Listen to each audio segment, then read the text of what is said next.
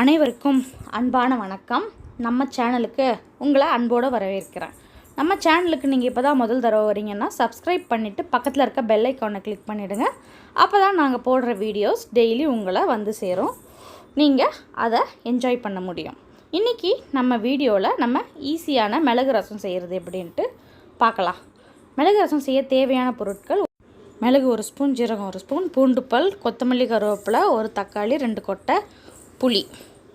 தாளிக்க தேவையானது கடுகு, ஜீரகம், காஞ்ச மிளகாய், கருவேப்பிலை, குழம்புல போட மஞ்சத்தூள், உப்பு, தண்ணி. அவ்வளோதான் ரசத்துக்கு. மிக்சியில் அரைக்க வேண்டியதெல்லாம் சேர்த்துக்கலாம். மிளகு 1/4 ஸ்பூன், ஜீரகம் 1/4 ஸ்பூன், பூண்டு பல் ஒரு 5-6 பூண்டு பல் தோலோடவே போட்டுக்கோங்க, அப்போ தான் நல்லாயிருக்கும். தக்காளி 1, கொத்தமல்லி கொஞ்சம், கருவேப்பிலை கொஞ்சம். கொத்தமல்லி கொஞ்சம் வாடிடுச்சு. இதெல்லாத்தையும் போட்டு மிக்சியில் அரைச்சி எடுத்துகிட்டு வந்துடலாம்.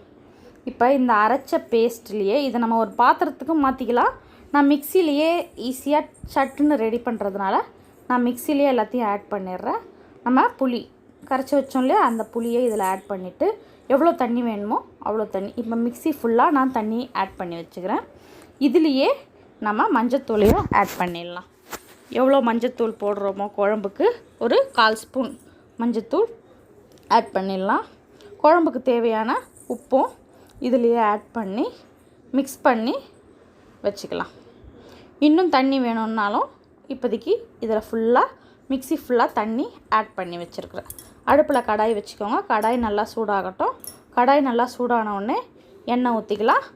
எண்ணெயும் நல்லா சூடாகட்டும். எண்ணெய் நல்லா சூடான பிறகு கடுகு ஆட் பண்ணிக்கலாம்.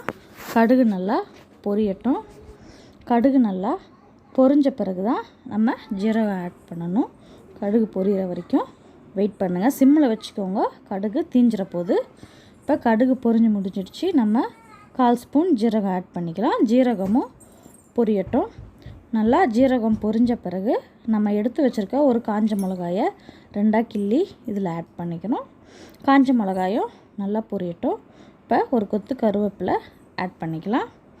கருவேப்பிலையும் நல்லா பொரிஞ்சு முடித்த உடனே நம்ம மிக்சியில் ரெடி பண்ணி வச்சுருக்குறோம் இல்லையா ரசம், அதை அப்படியே இதில் ஆட் பண்ணிக்கலாம். இப்போ நம்ம ரெடி பண்ண ரசத்தை இதில் ஆட் பண்ணிவிட்டு இப்போ பாருங்கள், உங்களுக்கு இந்த தண்ணி கன்சிஸ்டன்சி கரெக்டாக இருக்கா, ரசத்தோட பதம் வந்திருக்கான்னு பாருங்கள். தேவைன்னா இன்னும் கொஞ்சம் தண்ணி கூட ஆட் பண்ணிக்கலாம். சால்ட் டெஸ்ட் பண்ணிவிட்டு சால்ட் பத்தலைனாலும் இன்னும் கொஞ்சம் சால்ட் ஆட் பண்ணி நல்லா கலக்கி விடுங்க. ரசம் கொதிக்கக்கூடாது. சும்மா சுற்றி நுரக்கட்டி வந்து சுற்றி பபுள்ஸ் மாதிரி வரும்போது ஆஃப் பண்ணணும். இந்த ஸ்டேஜில் பெருங்காயம் கொஞ்சம் ஆட் பண்ணிக்கலாம். பெருங்காயம் நான் ஃபஸ்ட்டு சொல்ல மறந்துட்டேன். ரசத்துக்கு பெருங்காயம் ரொம்ப முக்கியம்.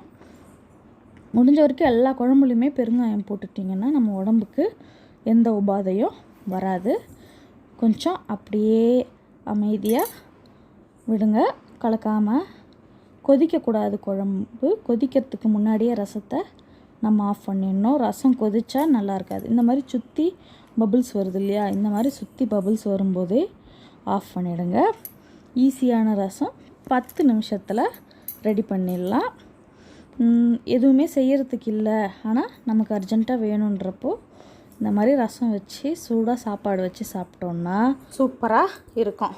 இதுக்கு நம்ம ஒரு அப்பளம் சுட்டு எடுத்து சாப்பிட்டோன்னாலும் நல்லாயிருக்கும். இந்த ரசம் உங்களுக்கு பிடிச்சிருக்கும்னு நினைக்கிறேன். பிடிச்சிருந்தால் லைக் பண்ணுங்கள், ஷேர் பண்ணுங்கள், மறக்காமல் கமெண்ட் பண்ணுங்கள். Thank you friends. நாளைக்கு நம்ம வேறு வீடியோவில் மீட் பண்ணலாம். நன்றி, வணக்கம்.